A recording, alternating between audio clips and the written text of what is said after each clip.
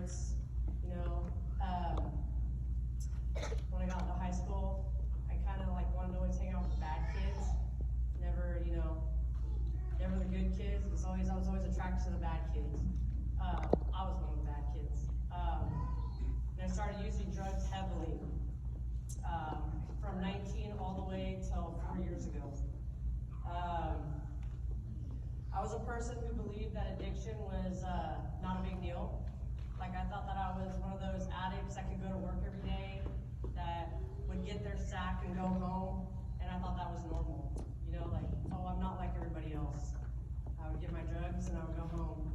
And I thought that was, you know, okay, I didn't do bad things for many years when I was on drugs. I didn't do crime. I didn't, you know, I didn't steal. I didn't do nothing. But that only lasts, you know, a little minimal time, and then I became really, really, really bad at my addiction. And I was a heroin addict, so, you know, that just took me over the edge. And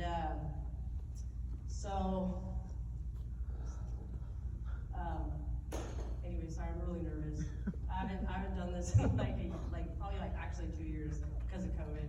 I used to speak a lot at Visions of the Cross, but okay, so anyways, so I was a really, really, really, really, really bad actor. There actually is some people in this room that see me in my worst, like my worst, mainly over there in that corner, to the point where it was like rob, steal, cheat, no matter what, I had to get my drugs.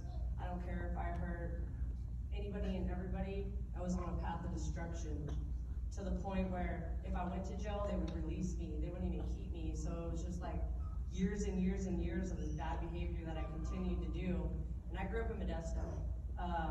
So I didn't really have like a lot of like drug addict friends that I hung out with. That's why I always got my drugs and I always went home. But I moved up here to try to get clean. And then I became a drug dealer. And then I got even more deeper into drugs and I started crime.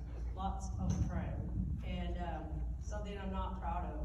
But addiction has no boundaries. Doesn't care if you have kids. Doesn't care if you have family.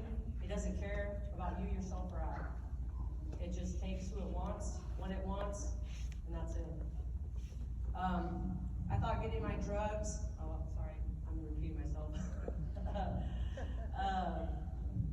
Anyways, sorry. I'm just gonna go on string. Sorry, guys. I'm really nervous.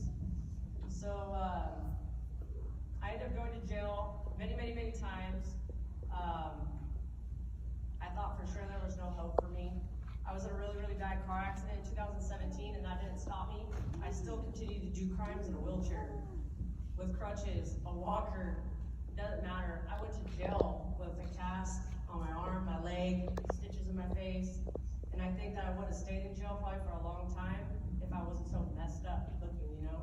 And I know that at the time, Mrs. Lewis was just like, she couldn't keep me in there. So I got out, and I thought that that would help. I would get clean, get better 1 day, 2 days, and then I'd go back out. I would sneak out of my dad's house, who lived miles out of town. I could have walked with my walker all the way to town to make sure that I got drugs, you know. So anyways, I started doing more crime, ended up going to jail. And when you get drug court, you think you're gonna get out of jail, right? So that's like, yeah, I want drug court, even though I didn't want it. But I was like, this is my ticket out. I didn't want to be in jail no more. I was sick. I was just, my skin was crawling out of my body. I felt like I just couldn't handle it. So when I went to court, that was my thing. I was like, I'm gonna get drug court and I'm gonna get the hell out of here and then I'm gonna run. So every time I did get out before drug court, I ran and I ran and I ran until the last time. So I got drug court and I didn't get out. I stayed in there for like another 6 months. So I was a little upset about that. But when I got out, I started doing what I needed to do, and then I relapsed. And then I ended up going to Visions of the Cross, which was actually a lifesaver for me. That is a very good program, and I stayed, but then I relapsed there. Because, like I said, when you're an addict, you'll find it where it'll find you. And it's hard to say no, especially in the early months of your recovery. So I relapsed there, went back to jail, probation, Visions of the Cross fought for me, because they believed in me, to send me back. So that was an opportunity that saved my life for real. And at that moment, it's like you hit rock bottom and you realize, like, something's gotta change. Something's gotta give. If there's a bunch of people fighting for you, like, you have to fight for yourself. So I did. I went to Visions. I finished out my 90 days there. When I got out, and I had a bunch of support around me, because you can't get clean for yourself. For anybody else, you have to get clean for yourself. You just need to have support around you at all times. And there's been times in my life, early in my recovery, when I've gotten texts and calls and, old friends that need a ride or need money or this or that were like best friends in my addiction. And that was like part of my strength in recovery when I first got clean. When you enter the rooms and you have support around you, to just say no. You can't pick those people up. You can't give them money even though they're your best friends. You just can't, right? So, but addiction, recovery and Visions of the Cross is, I learned boundaries, and that's what supported and helped me not go back, because I know there are certain people in this world that I cannot talk to, and then I cannot pick up, and then I cannot give money to, because I'll go right back out. And learning those boundaries helps me strengthen and not go back out and do drugs again. Not only has Narcotics Anonymous helped me in many years of my recovery, but the family and my support, probation, they're actually extremely so supportive. Drug and alcohol has been extremely supportive.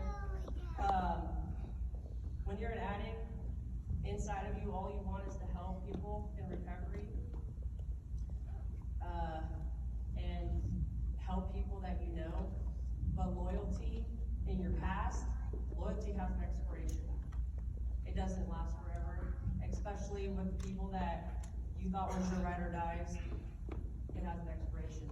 So that's when you have to learn to step back and not put yourself in those places anymore. So when recovery runs through your blood, it's stronger than the addict buried inside of you. And you have to feed that beautiful wolf inside of you, the recovery side of you, every single day, no matter how you do it, no matter what your recovery looks like, no matter how you handle your recovery, you always have to feed that beautiful wolf inside of you. Because if not, then it's going to take you back out.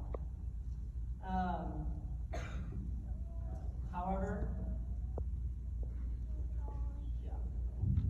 I don't even know why I wrote notes because it's screwing me up.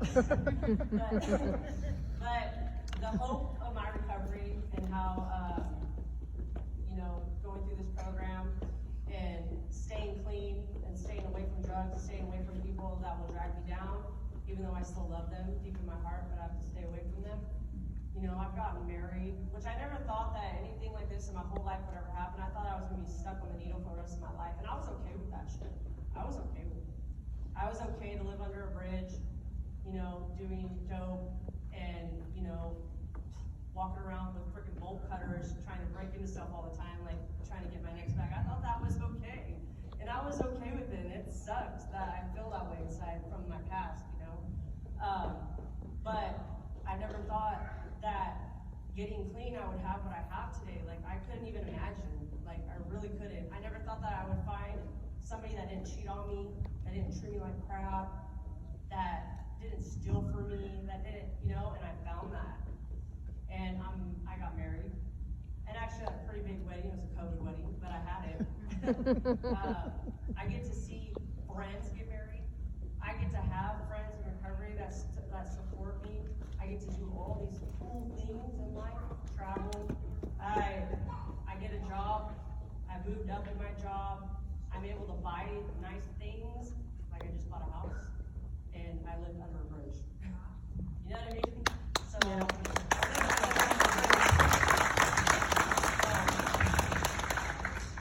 In the end, you have to want recovery, and you have to want to stay and get clean, and you have to have support around you no matter what. No matter what. And if you do, and you just follow that road, the recovery road, and literally let it soak in, you'll have everything, it's possible. You could literally come from nothing and be a millionaire one day, even though being clean is like you win the lottery, you know what I mean? So, yeah, I just hope that everybody that has graduated drug court in this room, I hope you guys stay clean, but like I said, you have to stay clean for yourself. But if you do, the future's only bright. You can't look back, and you can't take steps back, and then things happen, you're gonna think crazy things, trust me, like my life hasn't been like extremely like 100%, you know, in the last 4 years. Your mind wanders, but you just have to be strong enough within you to move forward. And if I can recover, you guys can recover. If I could stay recovered, you guys could stay recovered. Because I literally was,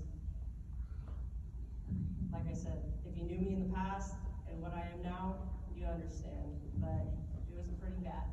So I hope the best for everybody. I'm sorry I was so nervous. I don't want to ramble for another 20 minutes about nonsense. So congratulations, and I'm Justin O'Malley.